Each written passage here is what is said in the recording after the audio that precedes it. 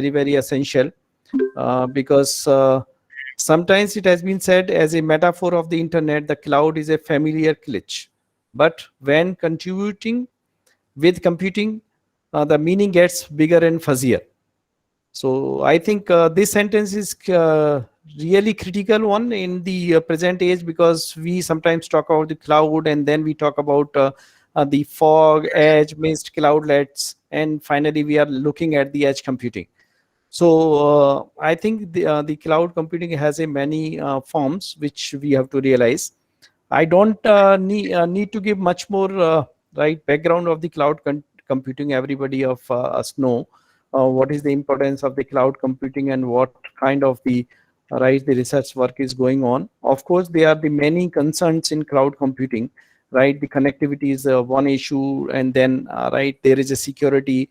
Right, there is a sometimes the energy issues are also of major concern, and we will try to address each and everything, right, starting from the basics to the advance of the computer cloud computing paradigm.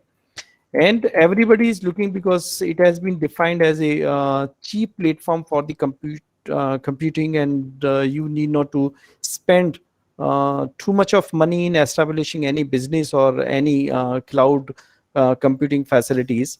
And with the advent of the new devices, new material, new technologies, I think whatever our vision is in terms of the edge computing, I think that would be realized over the time, and we believe that the people like Bhuiya would be the torch bearer in this field, and we may follow his path and will also contribute a little right in this direction.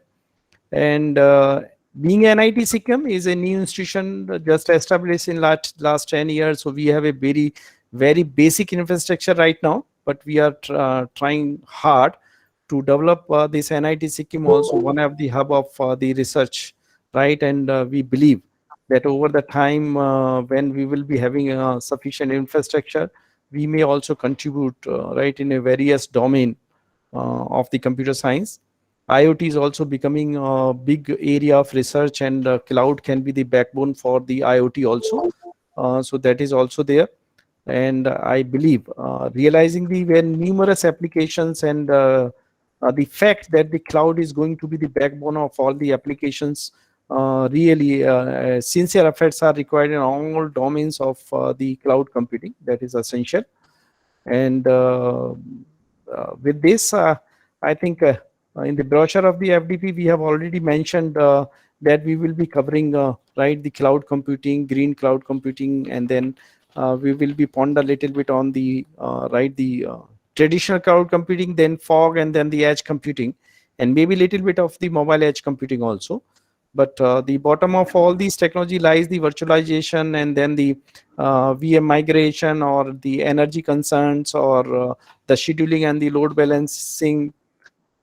So these might be the more issues which we will be concentrating in this workshop, because we have another workshop lined up in the last month of the October, where we might take a little advanced topics in the cloud computing, and therefore we have segregated the little bit of issues here and there.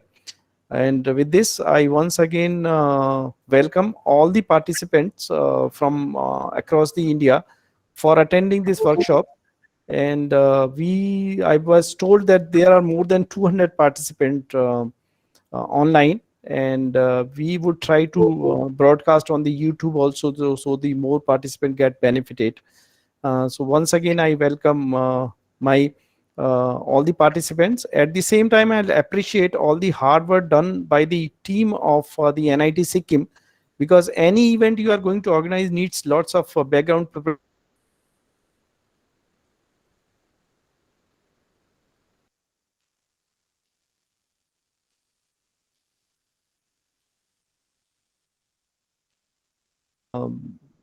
Shri Balaji, Dr. T, head of the computer engineering department, and all the faculty members, right, assisting us in organizing this workshop successfully.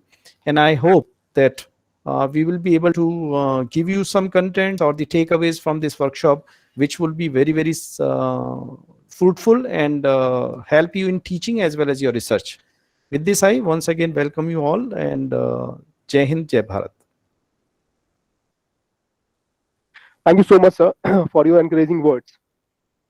Now, without wasting your time, we'll go to the chief guest.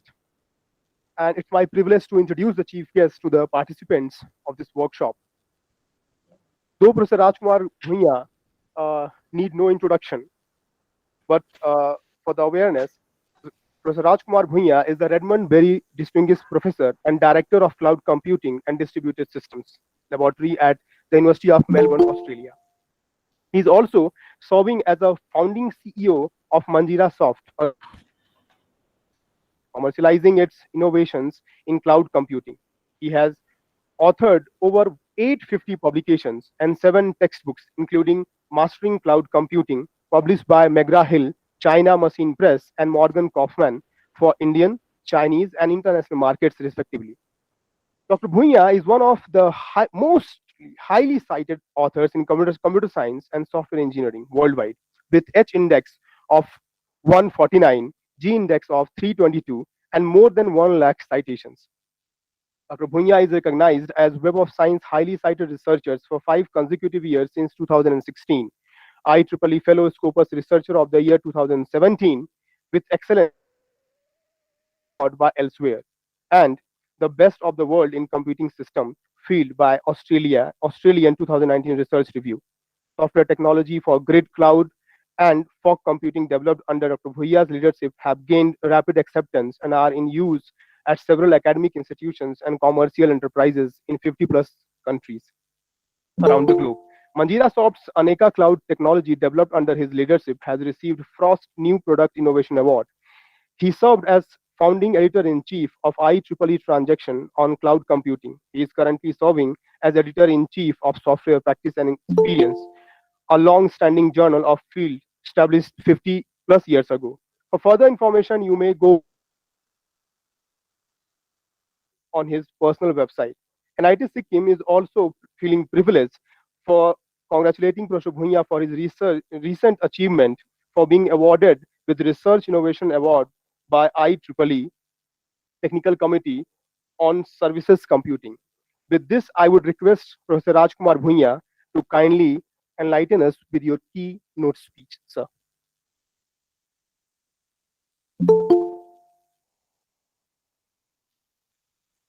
Thank you very much for kind introduction.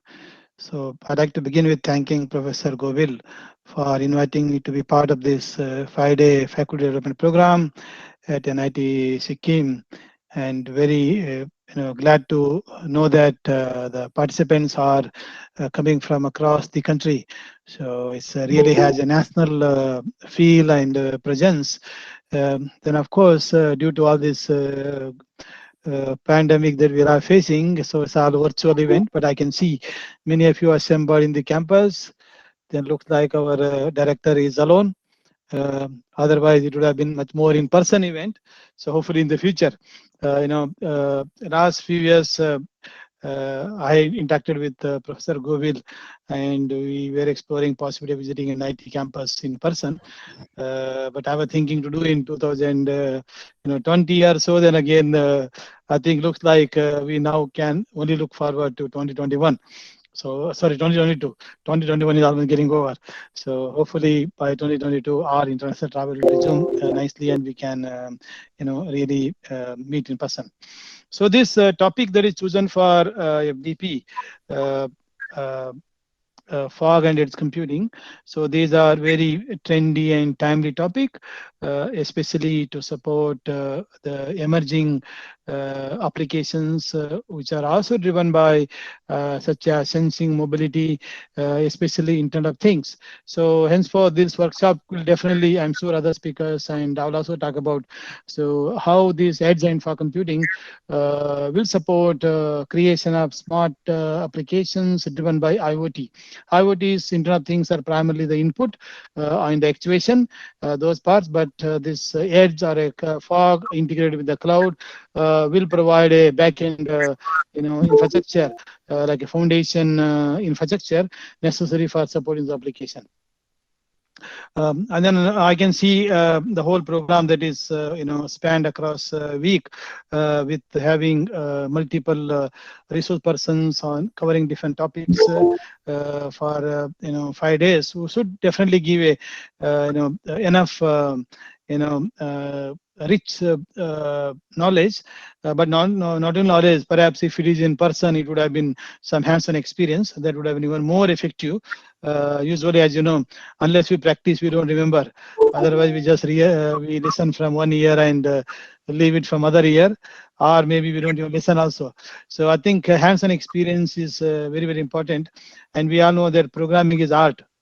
So when we say art requires practice, perseverance. So this computer programming is art, and of course, creating edge computing applications driven by real-world IoT would have given one experience in how to program IoT devices, how to program mobile devices, how to program clouds, and how to interconnect all of them together, and also how to create some applications, perhaps some like simple applications like measuring, say. Noise level, or temperature level, or a moisture level. So this, so something perhaps in the future to consider FDP with more hands-on experience. Okay, so something to keep in mind.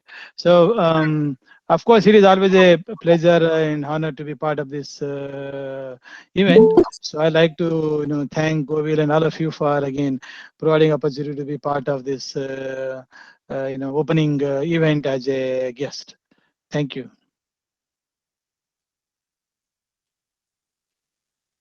Thank you so much, sir, for your encouraging words. Now this is the time for the first session, which will be, by the chief guest himself. So participants, you must be ready. I would request the chief guest, Mr. Bhuiya, to kindly conduct the first session. So I think, Rajul, can we have the presentation? Yes, so I am, yes, go ahead. So I will start sharing the screen. So allow us some minutes, sir. Yes, so. All right.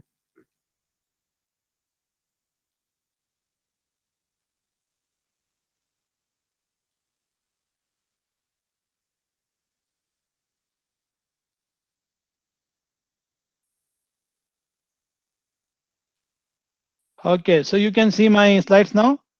Yes, sir. Yes, sir. Thank Yes, you, sir. thank you. So thank you very much again for inviting me to be part of this 5-day FDP program, focus on edge and fog computing. And of course, it is a special honor to be the inaugural keynote speaker for this program. So I will discuss some of the recent advances in cloud computing and edge computing. Given that this workshop, this event focuses on fog edge computing, so therefore I will put more emphasis on the latest in cloud. But what are the strength and weakness of the cloud, and how edge and fog computing are fulfilling those requirements, especially in the context of IoT applications. Of course, this big data is another area, is more and more towards cloud, and then IoT is more and more towards edge. Then it is important to connect those two to create interesting applications out of it. So it is integrated use, especially fog is about using both edge and cloud together. So so that is the focus, and next 60 minutes or say 70 we will have discussion after the presentation as well. So here is the brief outline of my presentation. So I will discuss briefly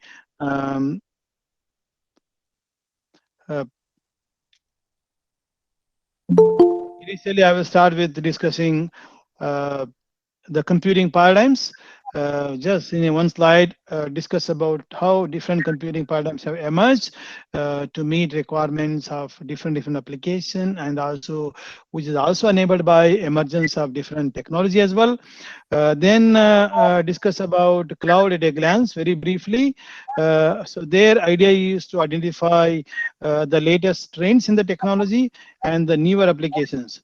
So we can look into how these two trends in the technology and application trends influence on the cloud architecture and also the future ones. So that is the introduction. So that will identify, not only tells you briefly state of the art, but also looks into the future. Then how does it impact on the cloud architecture? So that will be the second part. So with the various technology, we will see the emergence, advances in cloud architecture. Then we will discuss about how can we realize some of those architectural elements in real software systems. So from that context, I will discuss about one of our technology, Aneka. So especially some of the recent advances. So then we will discuss about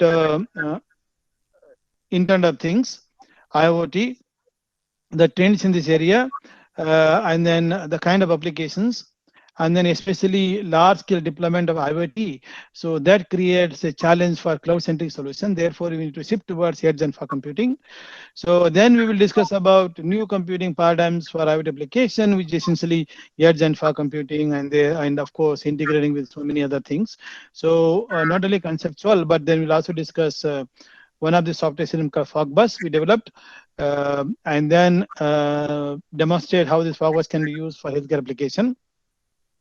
Then later we'll also take a look at simulators for fog edge computing. That the researchers can make use of it, as Professor Goel mentioned during earlier. That so this workshop will not only help you in gaining knowledge to do better teaching, but also should help in carrying out some of the advanced research and expose you to some of the available tools that you can experiment with later on and then use it in your own research. So then we conclude and also take a brief look at a new future direction. So this is a plan for next 60-70 minutes. So I will go a bit slow so that it's all become clearer and clearer. Okay, so of course the computing is computing technology and its presence and impact is happening during last 50 years. And when in the initial eras of computing, so during 60s, the kind of computers that were there, they were called mainframe computers. So I mean we all know about this as a history. But these mainframe computers were not like something available for every organization, every institute. It was not the case. They were built for a country. A country would have one or two such mainframe computers, and that is made accessible to all those interested throughout the country. Even if you do look at late 60s, when in India, there were one or two mainframe computers that were only accessible to just few people. Yeah, and then of course these computing systems need to be made accessible from remotely, which means that has led to the creation of networks, and that became of course maturity in the commercial sense as internet. And of course now we are moving towards, when we say internet, we are saying networks of computers. So from that concept of networks of computers, networks of everything, so that brings to Internet of Things. Everything become part of internet, not just computers. Of course, in between, we saw further advances in client-server computing, enabling sharing of some of the critical resources among people in the organization. Then came this World Wide Web, providing access to remote information in much more easy manner. Of course, we were able to access remote information through different means, but this web has brought in easier approach to access, just like a one click, and you have access to the world, and information is better organized. Then, of course, more and more other tools that came into picture that will help us discover what we're looking for, those what we call search engines. So like this, advances happened. Then, of course, web didn't stop there. So this notion of offering what we call web services or service computing. So not only accessing remote information, but can we access remote applications? Can we make applications talk to each other? So this way we can create much more better interconnected world. That is what led to service-oriented computing, or what we call this web services technologies. Then, of course, the applications so far were more and more tied to a specific hardware, which means if for any reason that hardware is gone, or you have to do, you have to again put a lot of effort in installing the software on the new computing system. So that was a huge effort. So therefore, this virtualization concept came into picture, wherein you install your application virtual machine, and you can move that virtual machine from one computer to other computer, which means you can move your application, you can move your code from one machine to other machine without worrying about all these installation business. So that is what this web virtualization concept brought in. Then, of course, came into picture, how can we provide this capability to remote users on a pay-as-you-go basis? So users don't have to again worry about buying. So can we provide them access to these services as a remote capability, like a utility, just like electricity as a utility, water as a utility, we get a metered service. So similar notion came to computing, and that is made possible much more ubiquitous in nature by cloud computing. Then, as I said, this IoT Internet of Things now have been around for last 7-8 years. But what has changed is that last massive ability of this IoT device at a small price and very useful, way to create application. So as a result, there is a need for moving from cloud-centric IoT application model to edge-centric application model, or perhaps edge and cloud integrated. That is what we call fog-centric for computing. So this is how the whole technology spectrum has evolved. So let us focus just on cloud and IoT in edge computing now. Then all these advances that we see in computing paradigms, or emergence of computing paradigms, is more and more driven in the past by big scientific and military application, but now they are driven by big population. So big population is a major driver for these newer paradigms. Coming to cloud is one of the, of course, big population applications, the big push in cloud. So this cloud essentially offers subscription-oriented services. So subscription-oriented means you subscribe, use it, and you pay for what you consume. So they measure how much you are consuming, accordingly they charge you. So utility model of computing. So within cloud environment, there are one side users and clients, and the other side is the infrastructure, cloud service infrastructure.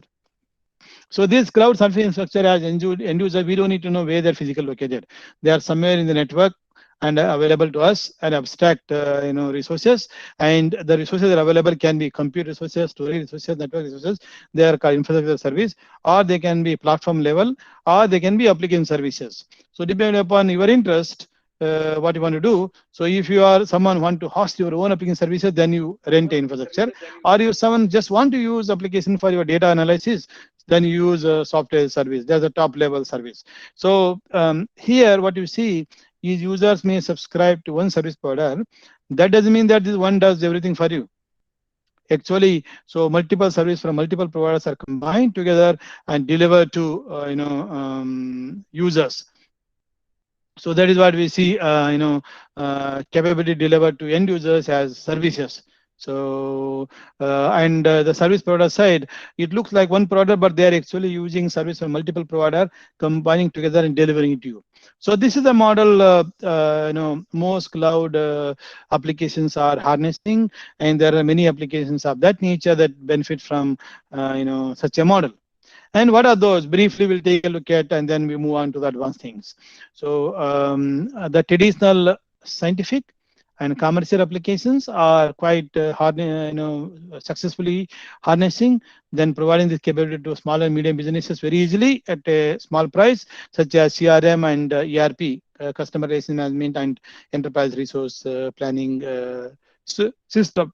Those are corporate level usage. Then coming to consumer domain. So massive consumer social applications, there are many of those which we use every day, sometimes from mobile phones, some from, of course, computing. They are running on cloud. For example, the Zoom is a cloud-based video conference software, very popularly used, by everybody. Then, of course, the one we are using, the Google one, is also a cloud-based video conference software. Like that, there are others like Twitter. Twitter is a cloud-based micro messaging service, and of course, Twitter is also nowadays in quite a bit of news. So these days, it seems like you may not have a passport, but you should have a Twitter account. And especially during this pandemic, people were controlling the country or conveying their messages just by tweeting the messages, like all these executive orders, like prime ministers or presidents conveying whatever policies they are coming out with just by micro messaging and so on. Twitter is running on a cloud. So like that, Dropbox is a cloud-based storage service, and Animato. There's a number of applications are already benefiting that we are using several times in a day. So as a result, what you see on internet, these cloud-based applications, more and more applications have moved to cloud model. So all the way from Facebook to Twitter to Tinder matchmaking to this Netflix delivering movie on demand on a pay basis, and many e-commerce applications, they all are running on cloud. And in a minute, millions of operations are happening. So you can see the success of cloud and how massively they are used, and especially during this last 2020 and 2021, the usage of cloud has enormously increased drastically. So that is the success so far. Now let us take a look at new technological and application trends. So this way we can understand what we need to do. How do we extend? Yeah. So the traditional cloud so far were primarily virtualized and then made available to consumers as VMs, virtual machines. So, but virtual machines take time to create. Suppose you need a new virtual machine, when you initiate, sometime it takes 2 minutes. So therefore, that may be too slow, especially when you have to dynamically provision and reprovision resources. So that is why there is a new capability called containers and microservice came into picture. So this way you can have a collection of microservices, and services can be instantiated or started with very few milliseconds. আধার কার্ডগুলো নিয়েছো? Hello? জলের ব্যাগে। You all can hear me, right?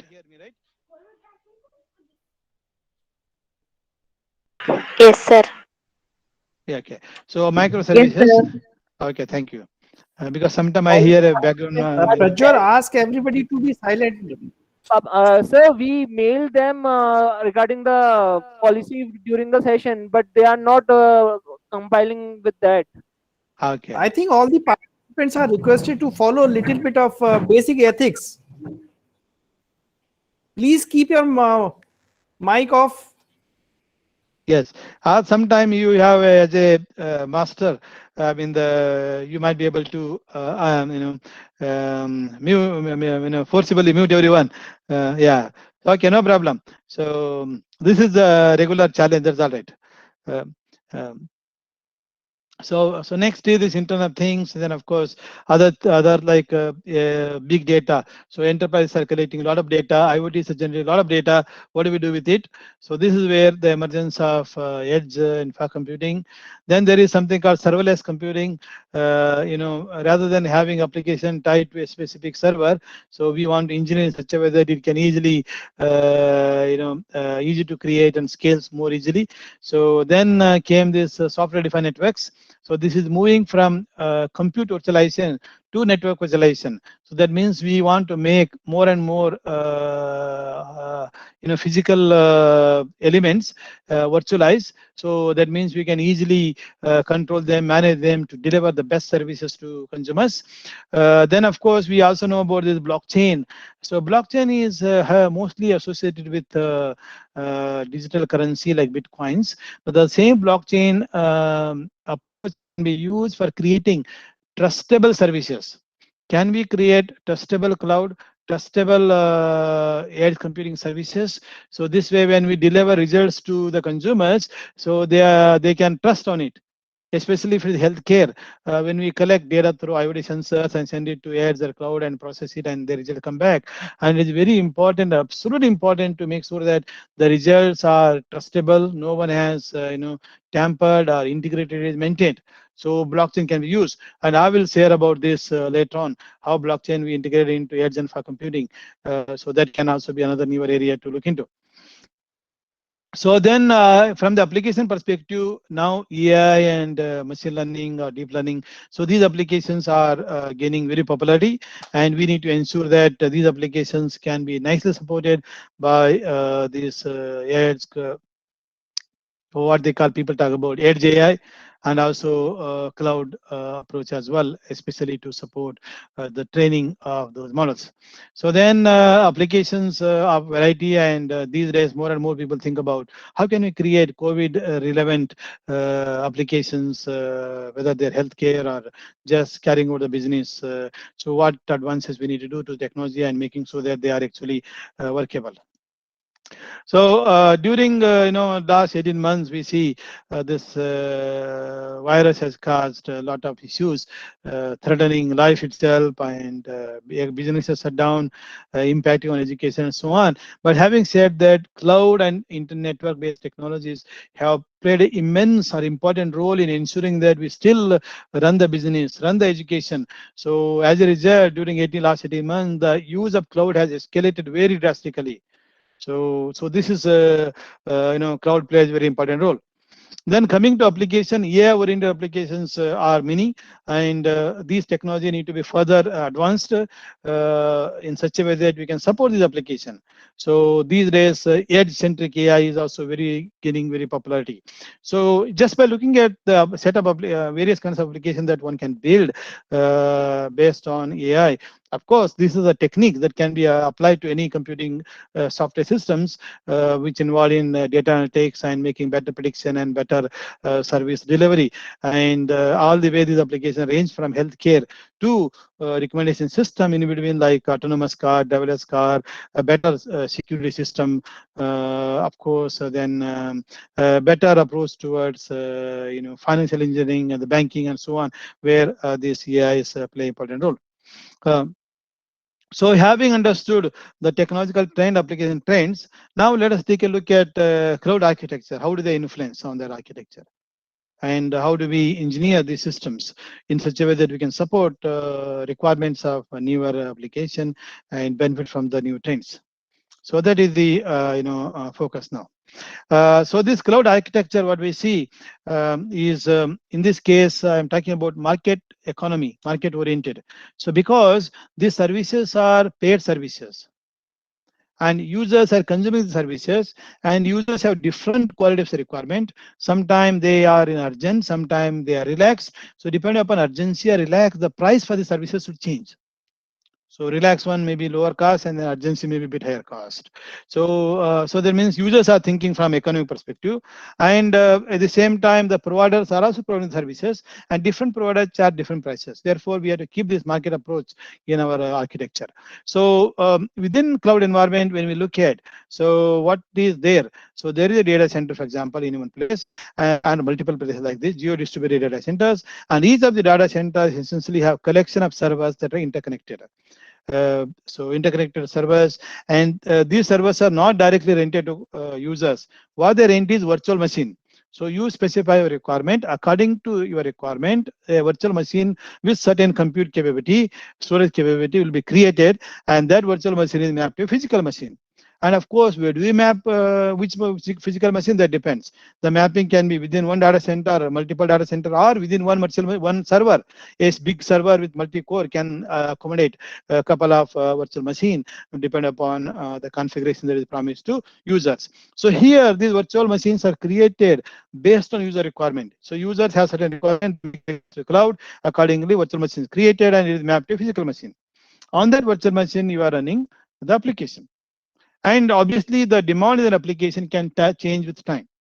So during static off-peak hour, it is less demand for the application service, and then with peak, it can be huge demand. So when the during peak time, number of users increase, at that time, if you continue to provide services using initially provisioned virtual machine, it is not sufficient, because it won't be able to meet the quality promises that you made to the consumers. So therefore, we need to dynamically add extra resources, extra virtual machine, and the resources that we add can be within one cloud, I can across multiple cloud, and that is called geo-distributed multi-cloud computing.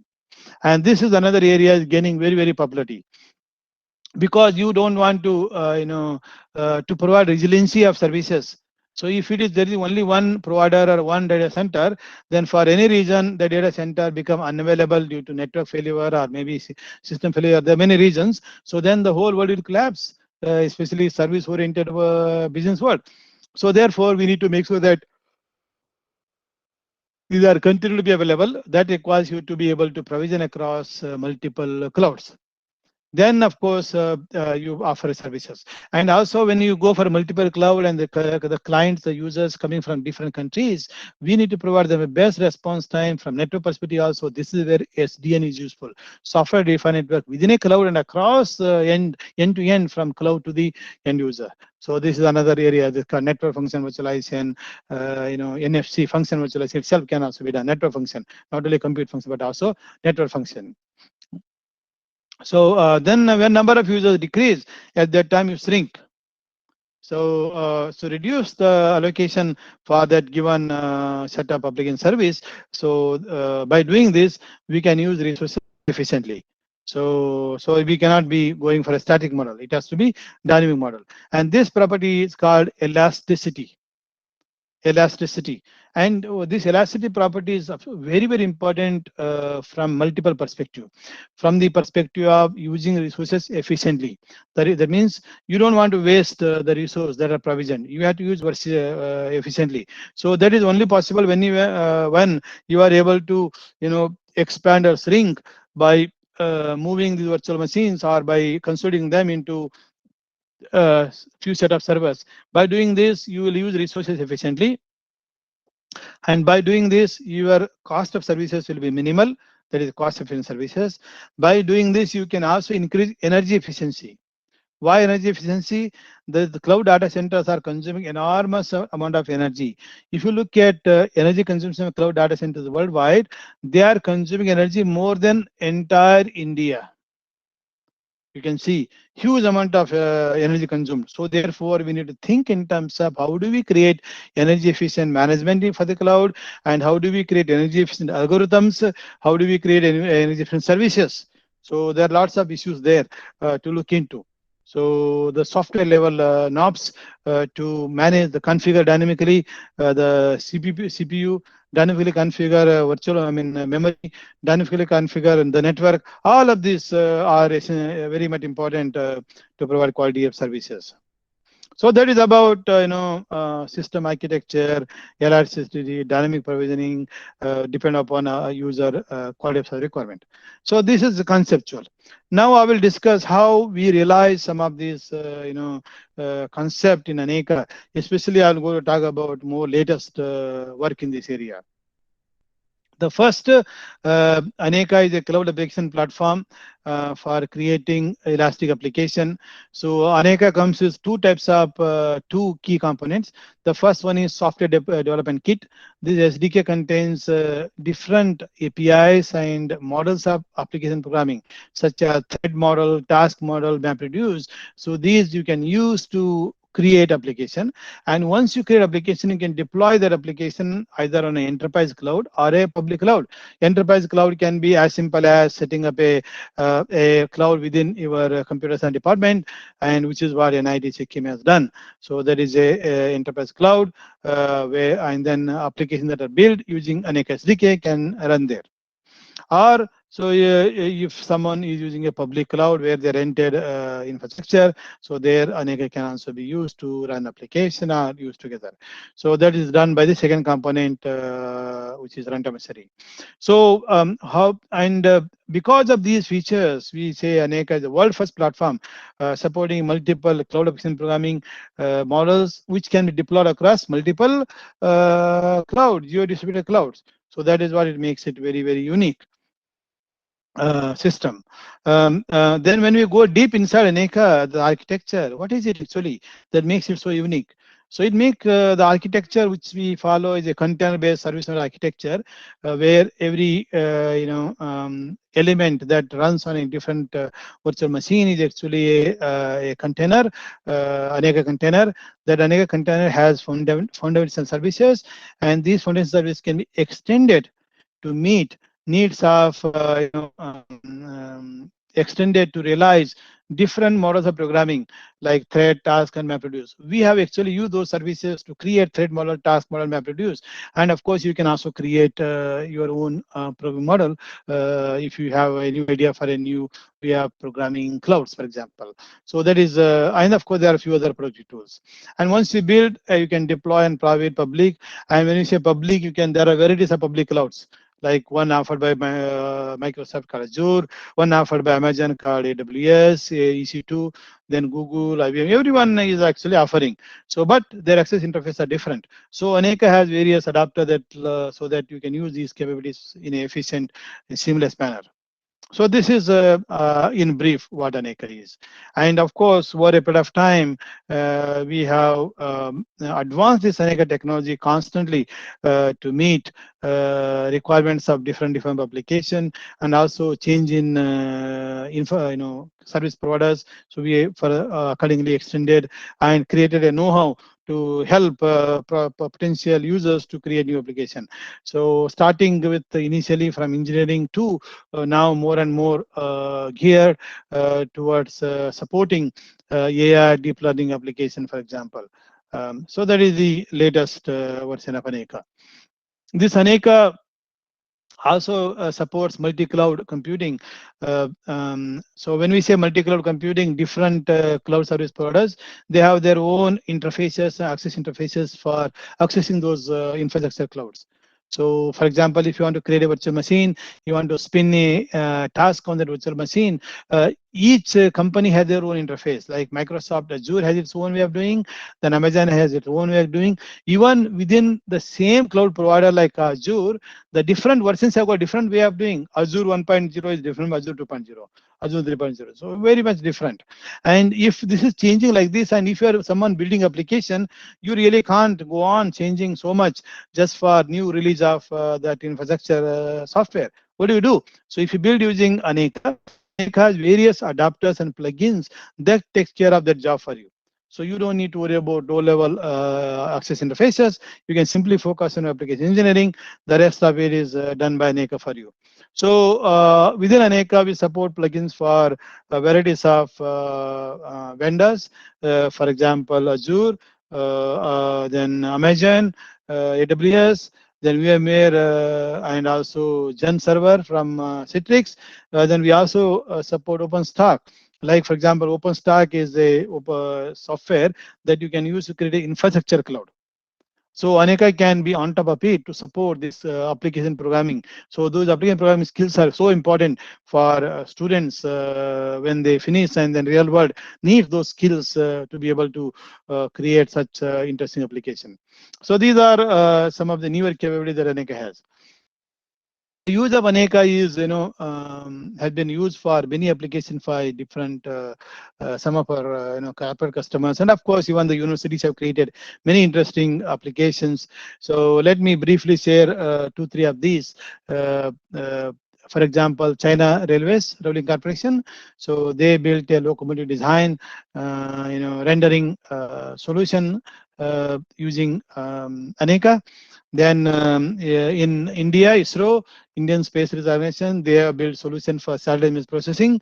Then Washington State University in the United States, so they built a solution for deploying, medical data analytics with privacy requirements.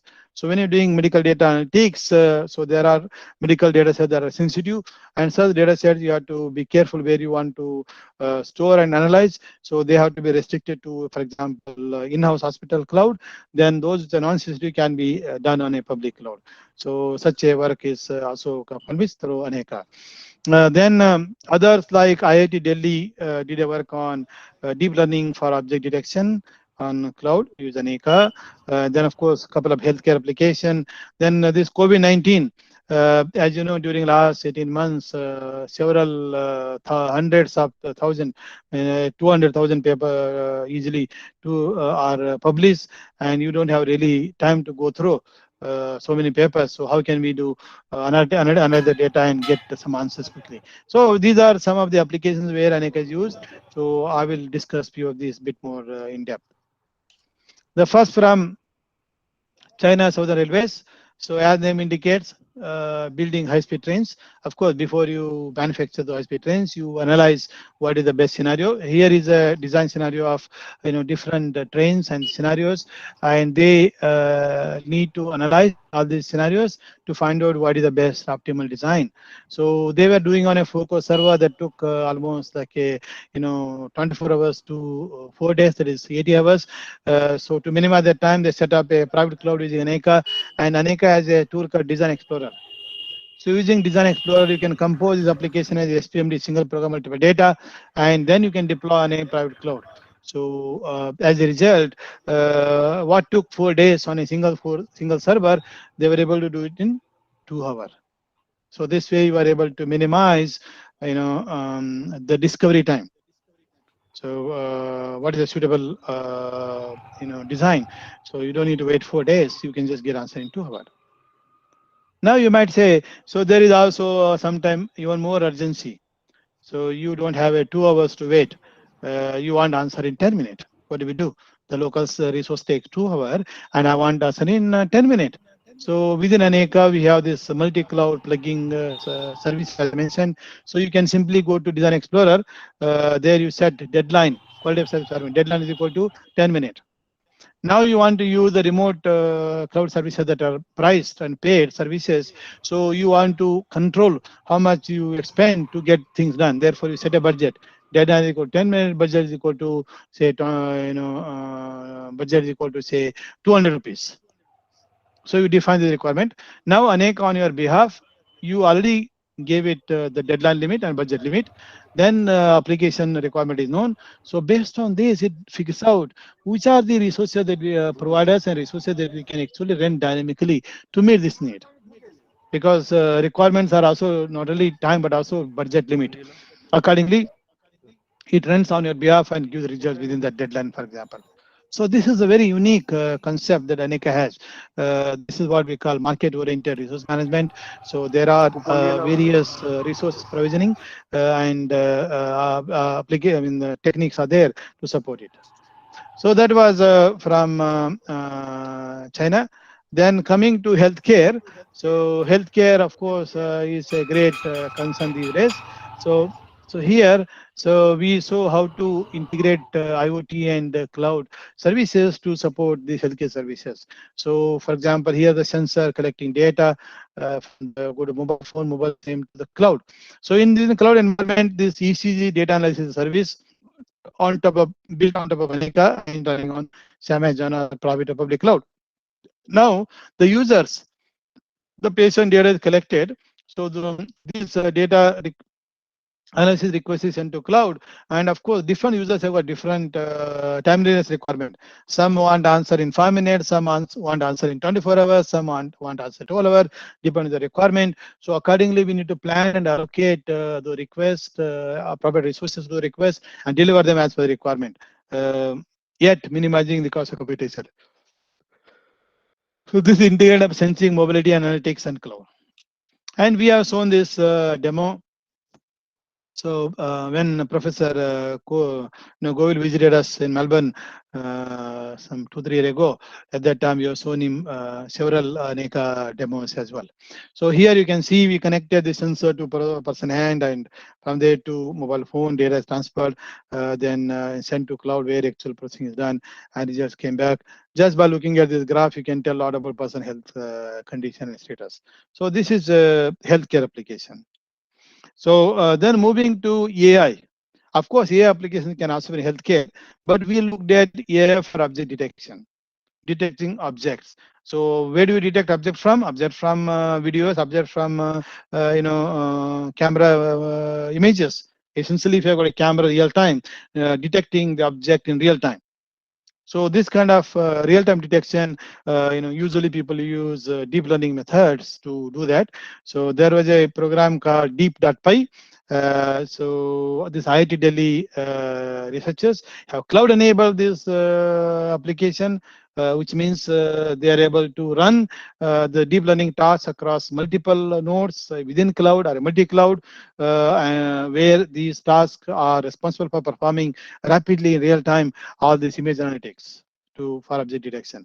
And at the bottom, you see some of the pictures, standard computer lab, and with the camera, the photo taken, it's able to now classify and identify what objects are there in the lab. For example, it says, oh, here are the couple of these many display are there, and these many mouse are there, these many keyboards are there. So this can be quite a good thing from the inventory perspective, or maybe security perspective. Are there any suspicious activity happening in the lab, for example? So these things you do through deep learning. Okay. So now coming to the last last application from the perspective of relating to COVID pandemic. So as we all know, during last 18 months, more than 200,000 research papers are published.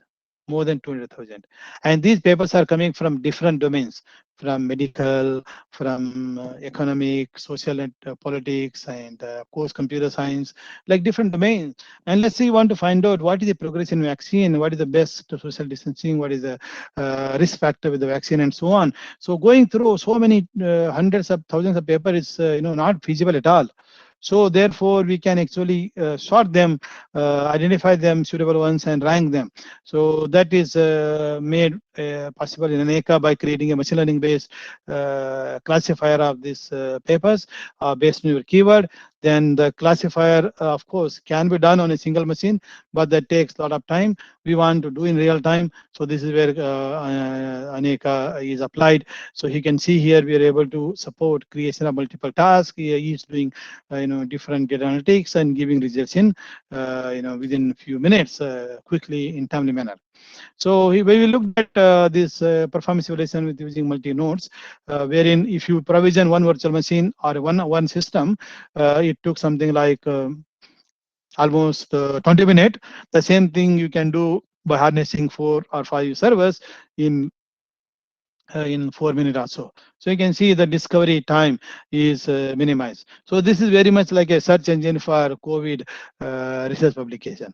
This is the work we have done, and we publish a paper, and the software is also available online for you to explore. So this is one relating to the today's situation. And of course, those of you who want to explore further on this Aneka, so this is available as a commercial product from manjulasoft.com. So right now we have got a newer version, which is Aneka 5.0. So you can actually do some initial exploration by looking at the evaluation copy available freely. You can download, or perhaps you may want to set up one such a facility in your own institute. So this Aneka technology, used by many users worldwide, including China, Malaysia, Nepal, then Spain and Brazil, various places. They have been using it for research and teaching and commercial usage. In particular, in India, so numerous universities across the country, all the way from Jammu and Kashmir to Kanyakumari, then from Gujarat to Meghalaya or Manipur, one end to other end, several institutes have set up Aneka-based lab and using it for teaching, research, and exploration. So your institute, NIT Sikkim, also has Aneka. I definitely want to encourage some of you to take a look at and then do something interesting, and we are happy to interact from that perspective. So that was cloud-centric IoT, cloud-centric applications. So now let us take a little more deeper into IoT, and then we'll discuss more deep into edge and for computing. So what is the state of the art? We'll also take a look at the future challenges in that edge and for computing to support real-time application. So internet, we all know internet means networks of computers. Networks of computers. So it's like a multi networks of computers. So this concept we extend it to Internet of everything or any Internet of things. So everything become part of internet. So which means we can further create smart environment. So like for example, tree being part of internet, houses being part of internet, temple being part of internet, road networks being part of internet, which means we can create very better application. So because of that, by 2030 it is expected that more than 500 billion objects being part of internet. Then also economy opportunity is also huge, something like 10 plus $1 trillion per year economic opportunity by 2050. In 4 or 5 time, you'll see the huge opportunity. So what are the applications? So there are numerous applications of this IoT, enabling creation of smart world. And the smart world, when we say, so from smart home, from healthcare, from autonomous cars, and from industry 4.0 application, and the smart grid, logistic management, supply chain management, there are numerous applications where this IoT will play a significant role. But just not IoT integrate with the edge, integrate with the cloud, all the, plus having smart machine learning based applications running on a cloud or running even on the edge itself, which is called edge AI. So all these kind of applications will play important role. Like in case of smart grid, controlling a grid, now the grid is becoming consumer grid. So it requires even better integration between IoT and those capabilities. So now let us take a look at computing paradigms for IoT applications. So the first model, there are various IoT devices and data sets you want to analyze. And the first model is cloud centric. So why don't we collect the data, push to the application services hosted on cloud? That is a cloud centric service, the first generation cloud. So what is the problem with that model? The problem is when you got billions and billions of devices putting zettabyte of tens of zettabytes of data, and the network bandwidth become a limitation. First, then the response time of service in cloud also will be perhaps low. So to work on this, then why instead of that, why don't we harness the resources at the edge of the network? So all the way from data generation to the where processing is done, in between near the data source, you have various computing capability. Can't we harness those, which is called edge computing? Not only harnessing edge resources, but also harnessing core network resources. That is called fog computing. So fog computing essentially integrating sense all the way from edge to cloud. So that is what generally fog computing is. But having said that, in the literature, you will see people using these two terms interchangeably. Some they use cloud, some use edge. Then of course they say we are integrating edge and cloud, blah blah. So yeah, so this is how the concept is changing. Then usually in the fog, often people think of it more as a at the remote end creating a mini cloud. So that is what people in the fog imagine as their unique selling model. So these are the three types of computing. Cloud centric we already seen. Now let us take a look at edge or fog centric. So from that perspective, we have developed a new software called FogBus. FogBus is a framework for edge and for computing, along with the blockchain integrated. So thereby we can deliver more and more testable solutions. So the FogBus has various components. Say one is the, for example, device like oximeter. The second is an app running on a mobile phone, and then there will be a nearby edge broker running FogBus master. And then, of course, that would also have many edge devices called, for example, Raspberry Pi running a FogBus worker. Then sometime these edge resource is not able to meet your requirement. That time you can get some resource from the fog or a cloud. So that is integrated. So within this FogBus, we were able to support integration with Aneka and its own other framework. And we have shown this demo of this work also in a few places. So here are the key elements. One is this oximeter or any healthcare device. Oximeter is also quite, popular and expensive, and you can create many interesting observation of health. In that observation data, interacted with the mobile phone, where we have Health Keeper app. We developed a app. We call it Health Keeper, and this app is able to, send the data to a edge cloud, where sleep apnea application service is running. The sleep apnea application. When this you analyze the data and the results come back, and then we present the results on this mobile phone. So just by looking at the graph, you can say the severity condition of a given person whose data is analyzed. So the disease severity of the sleep apnea can be mild, can be normal, can be emergency. So depending upon the situation, you can actually take appropriate action. So this is also is all about better healthcare.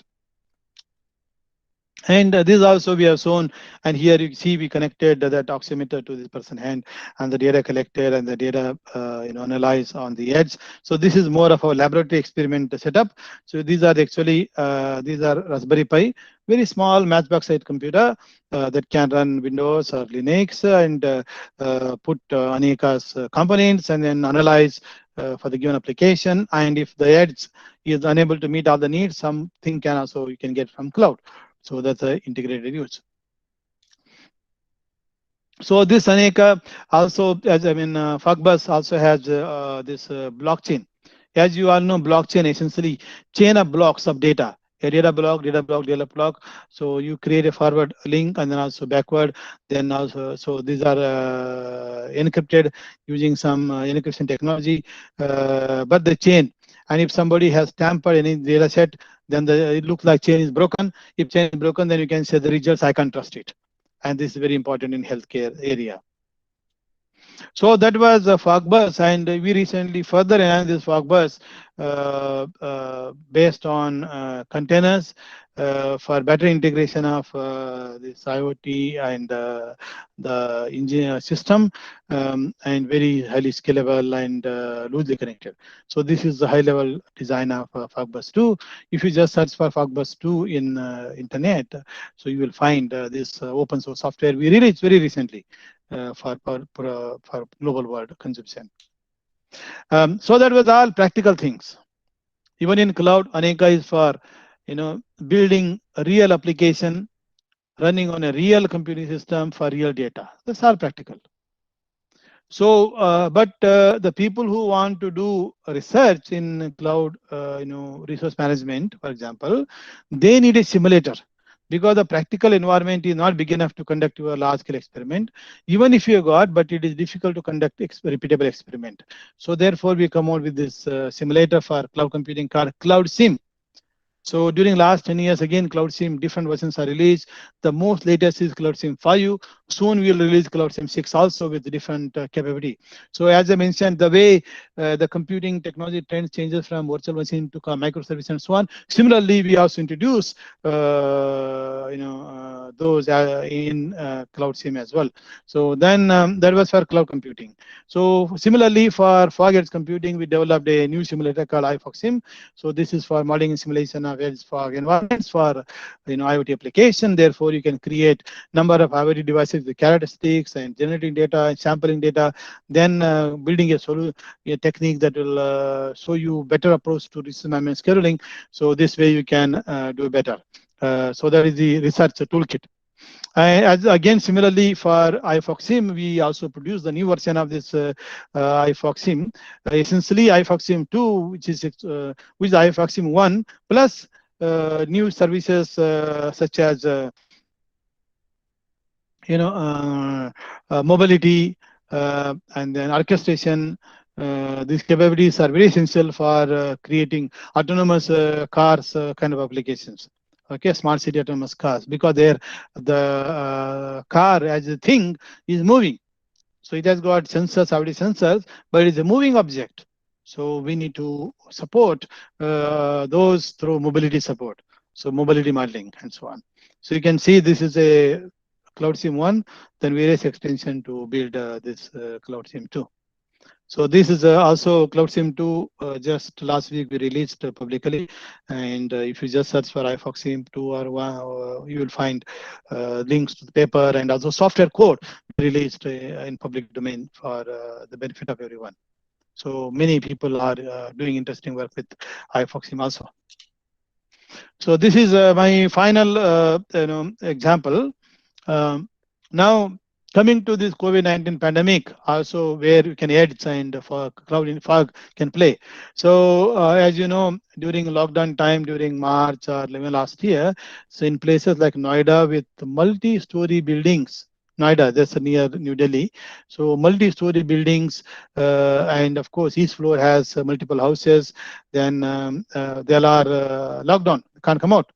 So now how do we measure the symptom? If anybody has COVID symptom, what do we do? So here is the drone fitted with a thermal camera. Is able to go around the building. People were requested to come to the balcony. Then this thermal drone moves around the building with thermal camera and then measures body temperature of different persons. And if anybody has a symptom of that flu or whatever similar to the COVID-19, then that person can recommended to take isolation and so on. So this analytics can be done on the edge or integrated cloud. So you can see this is the edge cloud integrated solution for COVID pandemic management. Now let us come to the summary and conclusion. To summarize, there are several computing paradigms have promised this vision of how to make computing as utility. So we have that made it possible. So it is like a recent kid in the block that made it possible, made it real. There are many exciting business and consumer applications we saw, and then many more into the future. So this is something very, very important to explore. So in terms of application engineering, so Aneka is one of the technology quite prominent emerging technology to support rapid creation of cloud environment and rapid creation applications to deliver interesting application services. And we have looked at the use of Aneka in different applications like engineering from China, from India, for object detection from IIT Delhi. And like that, many students across India and across the world have done many interesting work with Aneka. So then we looked at IoT and edge computing, edge and fog. IoT essentially, as I said, the first generation IoT was cloud-centric, and the second generation IoT applications are mostly edge and fog-centric. So what is the benefit of moving towards edge and fog-centric?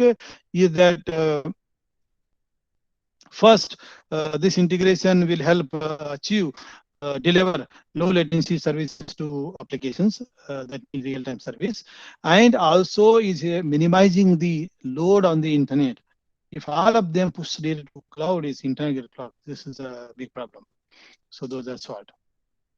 So I'm looking into the future, both in cloud and also edge fog. So there are lots of open opportunities. So here is a manifesto that we put together as a future generation cloud computing. Within this manifesto, we have identified, fog edge computing and the challenges in that area, state of the art in the area. So for you to read through. So this article actually has a contributor from all over the world. So including Imperial College London, IBM, HP, then Hewlett Packard, and many other companies and universities. We together produce this manifesto. So this is more like a manifesto. We all know this term, especially during election time. Every party, like in India, if it is India, maybe India like BJP, Congress, and so many other parties, they come out with manifesto. Manifesto essentially defines promises they're making for the next 5 years.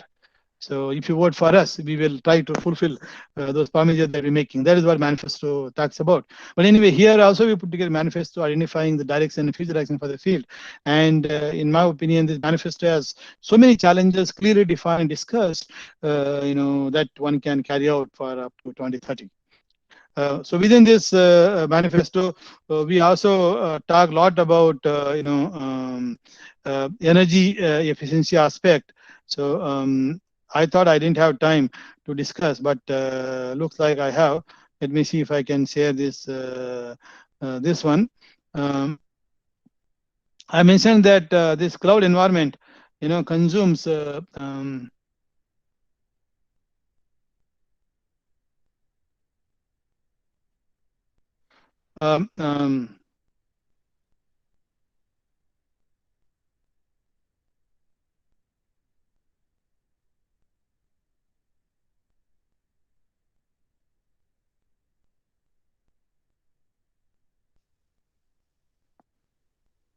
yeah. So this cloud environment, consumes energy equivalent of India itself. That point I already mentioned to in the beginning. So how do we manage these resources? This is one of the new area, holistic management of resources in a sustainable manner. So you not only optimize the compute element like servers, network, storage, but you also need to efficiently manage non-IT resources such as cooling system. So integrated management of all sorts of resources. Plus, the applications that are using this environment are of different nature. They may be, data intensive, compute intensive, network intensive, or they may be expressed using streams or message passing or web services or workflow. There are different type of application model. So how do you manage all this environment in an efficient manner by using resources very efficiently, consolidating better? If you consolidate resources randomly, it will create hotspots. Hotspots can cause many more problems. So all these are the very open challenges. These are also discussed quite in depth in that our manifesto. So to provide you a few more, some references for those of you who want to study more in depth. Here is the book, Mastering Cloud Computing. So this is the American edition, primarily for Western market. So this probably cost almost like $100 US dollar. So too expensive for us to procure this, given that sometime Indian rupees is falling. So you need to spend more money to procure. So that is not feasible. So therefore we have got Made in India solution or Make in India. So the same book is published by McGraw-Hill in Delhi for Indian market, and probably available for $8-9 equivalent Indian rupees. So you can see. So this is made affordable to users. Then for country like China, they may not speak Chinese. They may not speak English. They speak Chinese. So, and of course, there is much more cheaper than our Indian edition. So we have Chinese book version of the same book, same content, China Machine Press, published by China Machine Press, but in Chinese language. So it is translated into Mandarin. Then so thereby they can easily adopt in the courses and teaching. So of course the programs within this book are still in English. The programs, the rest of the text is in English. In Mandarin. So that was converted by professors from Beijing to Chinese. And this IoT and edge computing and fog computing. So this workshop is more and more focused on fog and edge computing. However, I want to highlight that cloud is definitely part of it. Fog is essentially integration of cloud and edge integration. So then edge is pure edge. So numerous applications and IoT. So these are these two are edited books for you to glance at. So if you search for internet, you will find these books. Okay, so let me thank all of you for hearing attentively. Hopefully nobody has fallen asleep, and I will be able to take questions and comment. And before that, so here are below, I've indicated my contact details. So those of you who want to interact with me from the research perspective, so you can use my University of Melbourne email ID, rb@unimel.edu.au. Those of you who want to do some commercial innovation, or also perhaps set up a cloud lab in your place, and you need help or interaction, you can send me message on raj@manjurasub.com. So again, thank you very much for hearing patiently. I want to actually open up, this for more interaction and discussion. So because you will hear a few more things as we go along from other speakers. Today I can, we can spend more time in interacting, so I can answer any comments, questions that you got. So please prepare for question answer. Let me just get the bottle of water for drinking, because I can't get a Sikkim water. But I have to now go and get from my kitchen, and we can take questions from anyone. Participants can unmute themselves and ask any question if they have from Rajkumar sir.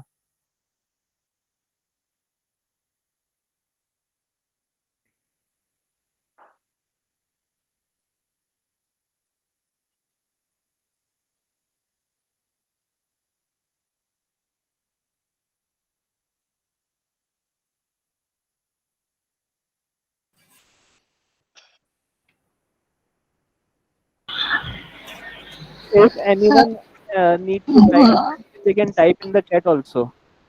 Good afternoon, sir. Yes. This is Aruna. Okay, so I am doing research in using container technology, sir. So kindly tell me what are the major focus in these areas? In which area? In internet? Using container technology for load balancing and Oh, performance containers. measurements. Okay. Yes. So within containers, one area that is needs more advances is container orchestration approaches. So if you have got a collection of containers, how do you orchestrate those containers to deliver the better services to users? So these containers are not only used in cloud. People are also looking into these container-based or microservices within edge and fog computing environment.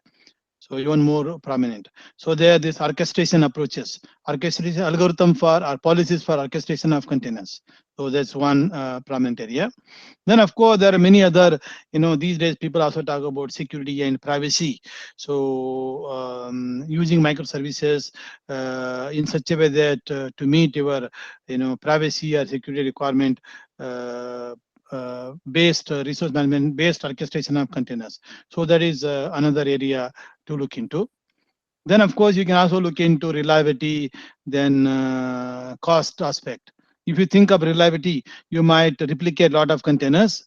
Then of course, how much you want to replicate? The more you replicate, more expensive. So the trade-off between reliability versus the cost and the services. So these are just 2-3 new challenges in this area. Thank you, sir.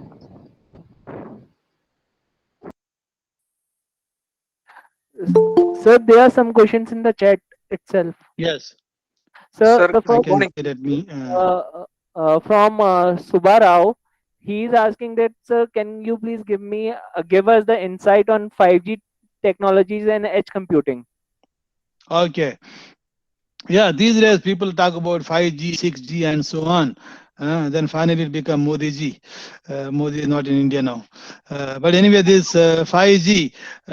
So 5G obviously is going to be much faster, which means the device-to-device integration will be much more seamless.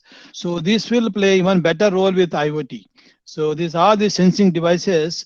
So many IoT sensing devices are there, and so they can 5G approach technology can be used for better data collection, and then better integration with the edge computing environment. So as a result, you can create much more smart application, and you don't need to worry too much about the bandwidth that is available for your application. Yeah. Yeah, that is just in brief. But of course, just as a 5G wireless itself, that is a research by itself. But you, as a edge computing solution or fog computing solution, can harness this 5G. Within 5G, there are special features such as network quality of service control. So you can make use of those features to better deliver services that are reliable and that are quality compliant. Sir, good morning, sir. Yes. Sir, my name is Chakravarti. So, Mhm. and I am working on the edge computing, sir. So please give a highlight on offloading techniques in edge computing. Is there any research direction? Offloading. Okay. Yes. Thank you. So, offloading is another area, is like a task, outsourcing. So, for example, if you have a like this mobile, you are taking a lot of images and doing a lot of computation on mobile phone probably doesn't have enough computing power, or the battery can deplete too much. So what we do, this is where we offload the request to edge or to cloud. Okay, offloading. So in offloading, one is simply blind offloading.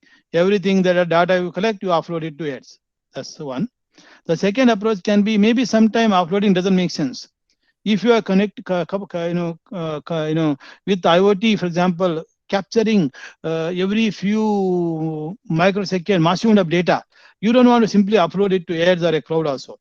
Perhaps you can do in IoT device processing. So maybe having some filter, the filter will only transfer data for processing only events of interest, not everything.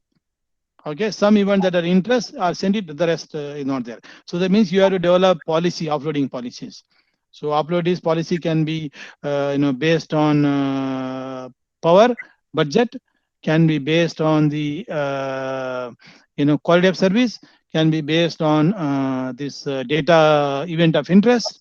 So like the, and then of course these are the ways we can decide what to offload, when to offload, where to offload, because to offload there are many other opportunities also. If you go for this vehicular clouds, autonomous vehicle, see, our autonomous vehicles are rapidly moving. People want to create smart transport system. In smart transport system, say you got edge routers in different places on the road, at signaling places. You are moving from one place to other place. You are not always in one place. Therefore, this uploading decision, where to offload. Should I offload it to a edge compute device at here or there? So if it is moving, so you also need to have this, mobile, the devices under movement, and where to offload. So such requirement can be taken into consideration in offloading. Thank you so much, sir. Sure. So there is one question from Remma Chandran. So can you tell us about other platform related to cloud computing? Yes, sure. And give comparison with Anika. Yes, there are various softwares are there and infrastructure. See, cloud is very big term, cloud platform. One is infrastructure level, like Azure, Amazon, IBM Cloud, OpenStack Cloud, like this. There are so many infrastructure level. Then coming to application engineering solutions. So, for example, Hadoop is another technology that supports MapReduce. So whereas Aneka is also another technology that supports MapReduce, but Aneka not only support MapReduce but also support Thread and Task and few other tools. So that is comparison. Next, in terms of deployment, so Hadoop, you design it to just deploy in one cloud environment, whereas Aneka allows you to deploy your application across multiple cloud. That is second difference. So within Aneka, we support cost-oriented scheduling. You can define deadline is equal to 10 minutes, budget is equal to 200 rupees. Now Aneka is aware of the services cost. So because it's aware of the services cost, then it can better select the resource to meet your needs. So which, for example, Hadoop cannot do. Yeah. So there are some similarities. There are unique differences. So between Aneka and and Hadoop as a equivalent, for example, similar solutions. Programming wise, for MapReduce wise similar, but when it comes to deployment, there are differences.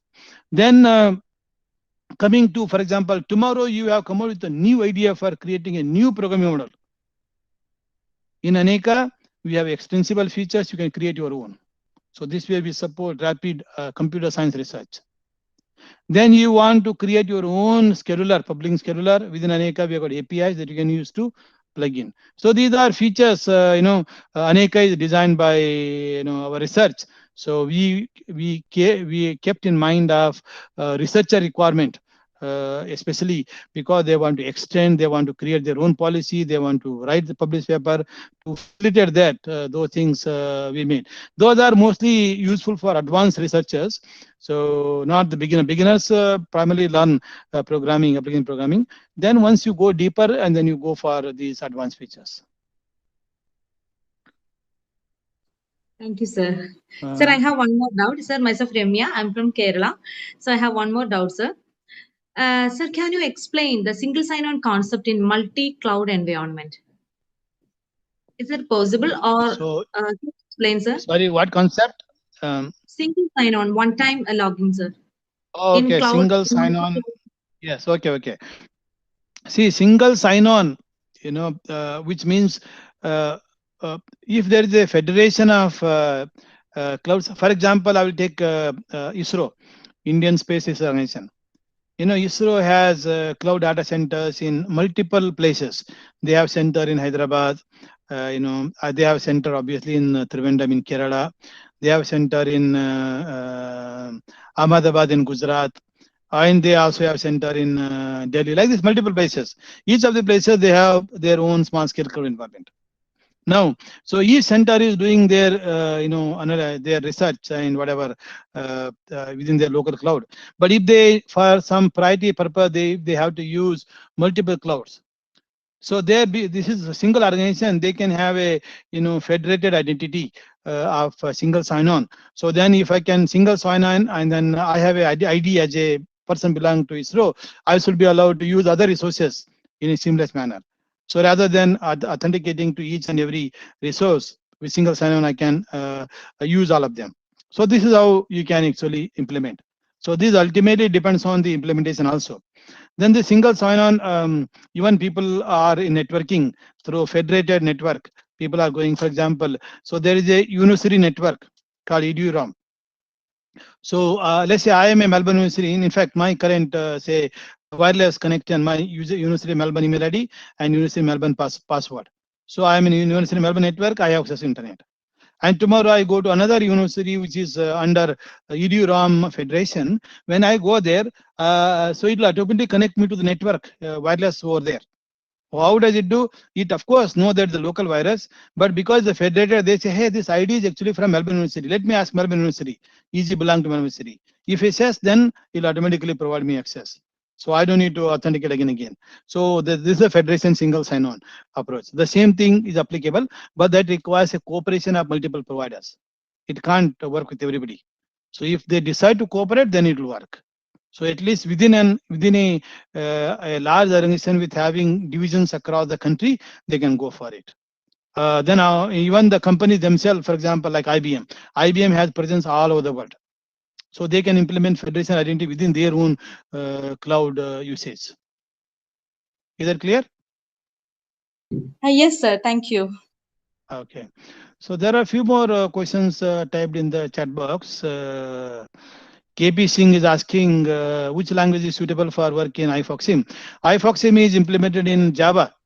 So those of you who know Java, you can use Java to model and simulate your ideas in Java. And research direction in energy efficient computing. Oh yes, this is a big area. So we have published a paper on 360-degree analysis of clouds for energy efficient computing. So there we identified numerous challenges. So just looking at energy efficient computing. So people talk about compute virtualization, compute energy efficiency in compute level. So this is very popular through DVFS, dynamic voltage and frequency scaling. For example, if I got some task to compute, I can run it on a CPU that consumes maybe 5 watt, let us say, but give me answer in 2 minutes. But I might say, I am not in hurry to get answer in 2 minutes. Give me answer in 5 minutes. But please consume only 1 watt energy. So you can configure that frequency level within configurable CPUs to consume less energy, but give answer by 5 minutes. Answer is there, answer is correct, same answer. But it takes 5 minutes, but consumes least energy. Other one consumes too much of energy. So for that is one example that is at the CPU level. Similarly, we can do DFS scaling in memory. Then of course across multiple networks and compute. When it comes to cloud, so here you can do energy efficiency in compute, network, and cooling in an integrated manner. So that's what I briefly mentioned. Then Priyanka Vasist. Okay, that's already answered. Then Sabrine, can you please share some research challenges in resource scheduling in fog? Yes, so in fog edge computing, resource allocation and scheduling is a very active area of research. Say for example, many people have done such work for example, independent task scheduling. So every signal is an independent task. So it is very easy to do. It's the most common scheduling application model and scheduling. But there are applications like workflows, interconnected task. So that is another area so to look into, because every model of programming requires its own scheduler. In Aneka mentioned about thread model, task model, and MapReduce. For each of these model, there is a scheduler for thread model, scheduler for task model, scheduler for workflow.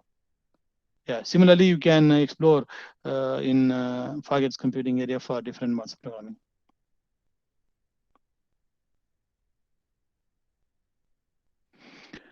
So what about denial of service attack in cloud? What are the research on it?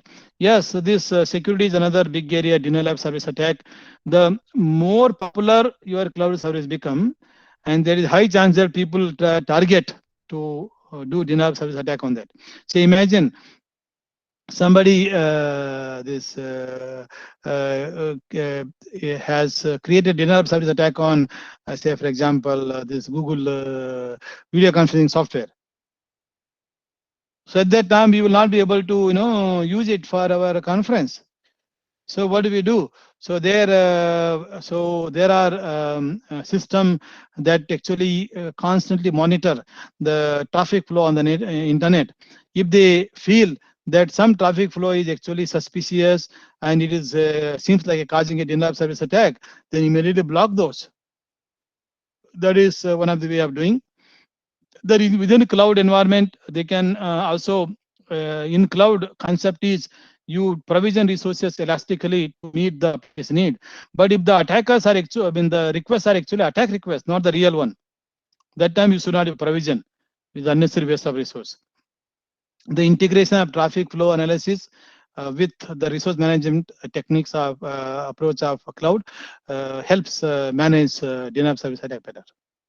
And having said that, we have written a paper on this denial of service attack future direction. Take a look at my website, read more. Lot of questions. Somebody talking about control plane and data plane in fog. Okay, so this control plane, data plane are more concepts of software-defined networks. So to be able to create your own policies for managing control plane and data plane, so thereby you can better allocate resource, and also you don't have to rigidly stick to routers offered by one specific company. You can use different company solutions. So somebody is asking about connected vehicles. So connected vehicles is like autonomous vehicles. The vehicles are autonomous, but they have to be integrated. If you have a driverless vehicle, driverless car, say driverless car cannot drive just randomly by its own thinking. It has to work with all others cars on the road, because this car is not dedicated to one car. It's all are using. So just like humans are driving, a driver without training cannot, can cause problem, accidents. So similarly, autonomous cars need to interact with others and plan and then move smoothly. So somebody are saying that in future, for example, there won't be any traffic signal. That means the cars need to adjust themselves and speed and then move. Everything happening, moving, there is no traffic light at all. You see, so those are interconnected vehicles. So there are lots of challenges there from the perspective of routing, networking, interconnection, and so on. Give energy efficient efficient energy optimization methods to resource allocation in vehicular communication. Of course, there perhaps you need to think in terms of even the network energy consumption as well. Somebody is asking, is fog computing replacement of cloud computing? No, it is not. So essentially, analogy. If you Lee analogy, this atmosphere analogy, cloud, fog, and mist are edge, correct? So normally the fog is somewhere far away. Then bringing cloud-like services more and more close to the end user is what is fog. And similar capability in a small scale, close to the device, that is the edge. Yeah. So this essentially you can say fog is more like a tiny cloud, but catering to the needs of the regional application.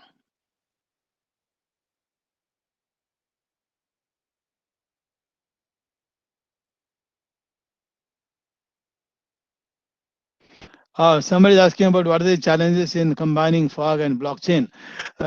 See, this blockchain is actually, if you go for a production grade blockchain technology, so it is very cumbersome. So one of the aspects can be how do you build lightweight implementation, lightweight design of blockchain and fog integration. So that is area to explore. So people are asking about machine learning, privacy, and then security and privacy using machine learning. Yes, see, machine learning is essentially what does machine learning do? It analyzes the data and identify the pattern okay. So now similarly, if you got cloud security you want to enhance, so if you see that the pattern of people access and some patterns are known to be more as a attack request, so security attack, so that you can identify through machine learning. Use machine learning techniques to analyze cloud logs to see any security breaks are happening within your system. Priyanka is asking any simulator using Python. Looks like she likes Python. Yeah, there are people I know who have created simulator using Python, but though some of those people or most people, they actually don't release for public use. They just build it themselves and use it. So having said that, like for example, if you are doing ML machine learning based cloud resource management research, so Aneka, Cloud Sim is a simulator, but we have created some of the adapters for that can harness Python libraries. Many machine learning libraries are implemented in Python. So this ML implementations which are in Python, and we are able to plug interconnect this our Cloud Sim, which is in Java, and then Python. The machine learning algorithm in Python. Yeah. So that is another way of bringing together.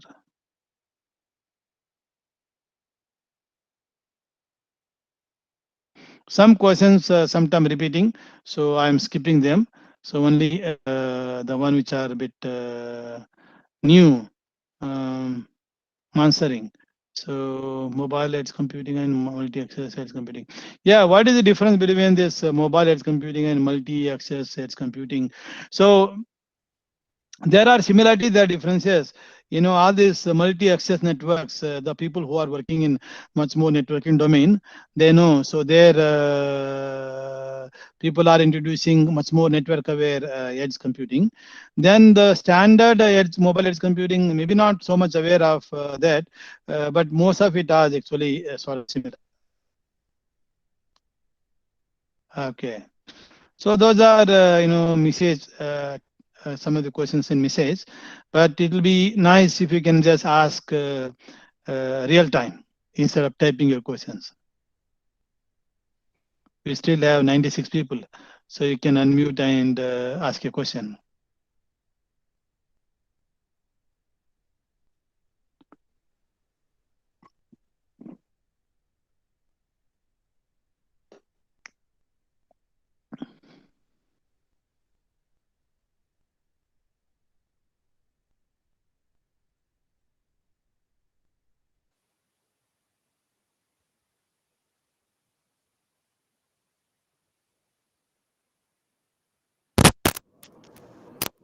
So Yes, go ahead. I think some are very general questions. So I think we can thank now Professor. So any very specific questions to his area?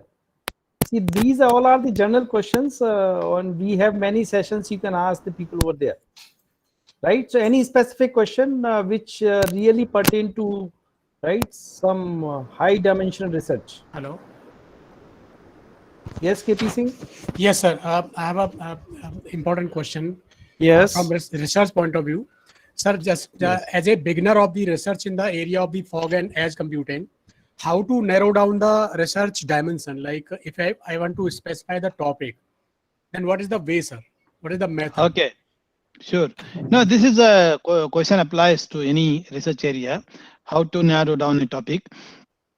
So if the area is very brand new, then there is no need of narrow down, because every question, every thing you do is a new. But when the field has progressed for a few years, means a lot has happened. So this is where first we need to know what is the high level vision of this area first, then, and the advances that are made so far, what level they are able to meet those vision. Usually vision is very high, right, tall order, correct? But the progress is maybe up to here. Now, how do I know progress is up to here? So this is where you have to do, initial bench work or literature survey, and also playing with few tools. You pick up few of the software systems that are there. What is it actually? How do I program? And pick up 1 or 2 papers of your interest, implement them and understand. If you do that, then you will see what level is actually promised. And most good papers, they also tell what is the weakness in that work. If you read good papers, the last conclusion, future direction. So in the beginning they promise a lot, and then the results have done, but there are number of parameters they are not considered. So some, for example, they might have just only considered compute resources in scheduling, but they don't consider network constraint, they don't consider memory constraint, they don't consider some qualities of requirement. They assume that these are dedicated resources, but in real world they are shared resources, correct? So now you say these algorithms that are there are not supporting this. So now you can think of what do I do to fix the problem. So this is one of the way of, yeah. If you do this successfully, because you did this successfully, then you yourself is very clear, correct? Yeah, you are very clear that you are now aware of the tools, you are aware of set of weaknesses, and you jump on and keep flowing. But otherwise, of course, you cannot really throughout your life keep searching for newer work. Then you will never stop it. If you go on reading, because you finish some reading, then the new conference happened and new papers have come. Then you read those, again another new will come next month. Like that you will go on. You will never be a new contributor as a result. So therefore, you do certain extent, do some practical work, and quickly jump and do it. Even if it is something somebody has done, no problem, just do it. Or if somebody has done a simple project on, for example, let's say IoT integrated smart traffic movement. So if this work was done in Australia, you do the same thing in India. Okay, because when you do the same thing in India, there are Indian specific challenges come. Right? The traffic, the way people behave, the way move in India are entirely different from others. Correct? So therefore, right, in the process of replicating, you will come out with lots of new issues, that is Indianized algorithm, solving Indian specific challenges. So that will be a nice contribution. So this is the way to move. Right, sir. Thank you, sir. Thank you so much. Sure. Okay, so we'll take last question, if any.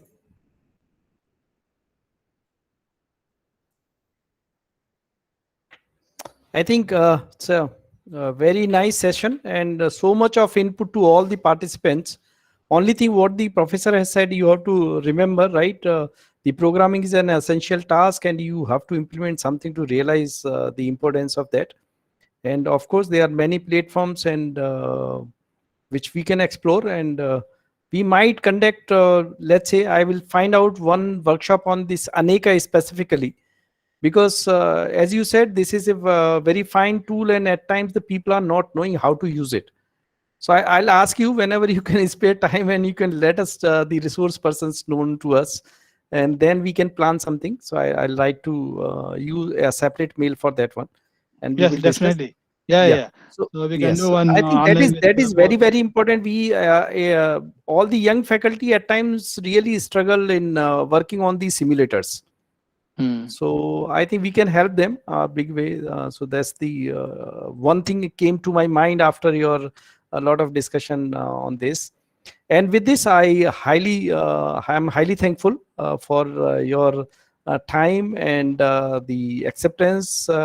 You are the part of us always, and I look forward to see you in Sikkim. It's a nice place, and I really had enjoyed the Australia visit with you that time. And because of the corona, right, we have lost the so many personal interactions and so many things also. And with this, on behalf of the participants, on behalf of the NIT Sikkim, and on personal behalf, I thank you. And we hope that we'll meet again. So thank you, sir. Thank you, sir. Thank you. And all the Thank you very participants will meet at 1:50 now. Yes. For the participants, we will meet at 1:50 now for the next session. All Okay, right. sir. So Thank you. all. Thank you, Keep in touch. Professor. Yes. Thank you. Okay, sir. Thank you, sir. Thank you so much.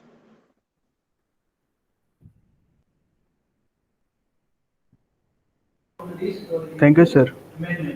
Okay, thank you.